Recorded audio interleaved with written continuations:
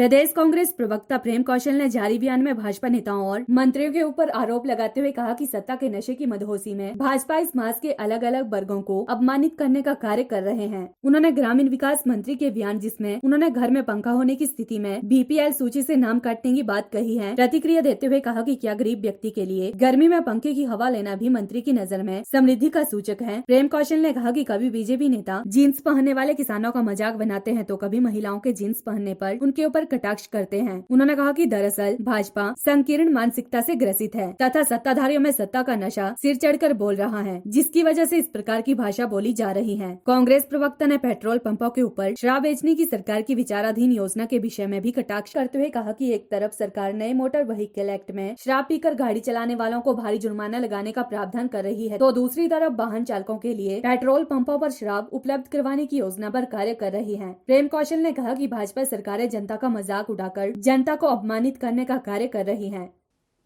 Bharatiya Janata party के नेता और मंत्री लगातार समाज के अलग अलग वर्ग के लोगों को अपमानित करने का काम कर रहे हैं। हाल ही में हिमाचल प्रदेश के ग्रामीण विकास मंत्री वीरेंद्र कंवर जी का एक बयान आया जिसमें उन्होंने कहा कि जिस व्यक्ति के घर में पंखा लगा होगा उसको बीपीएल की सूची से काट दिया जाएगा। कांग्रेस पार्टी ग्रामीण विकास मंत्री से जानना चाहती है कि क्या गर्मी में पंखे की हवा लेना उनकी नज़र में समृद्धि का सूचक है। भारतीय जनता पार्टी के नेताओं ने किसान आंदोलन के दौरान किसानों के जीन पहनने के ऊपर सवाल खड़े किए। उत्तराखंड के मुख्यमंत्री ने महिलाओं के जीन्स पहनने के ऊपर कटाक्ष किया, अपमानित किया महिला वर्ग को। भारतीय जनता पार्टी के लोग और भारतीय जनता पार्टी संकीर्ण मानसिकता से ग्रसित है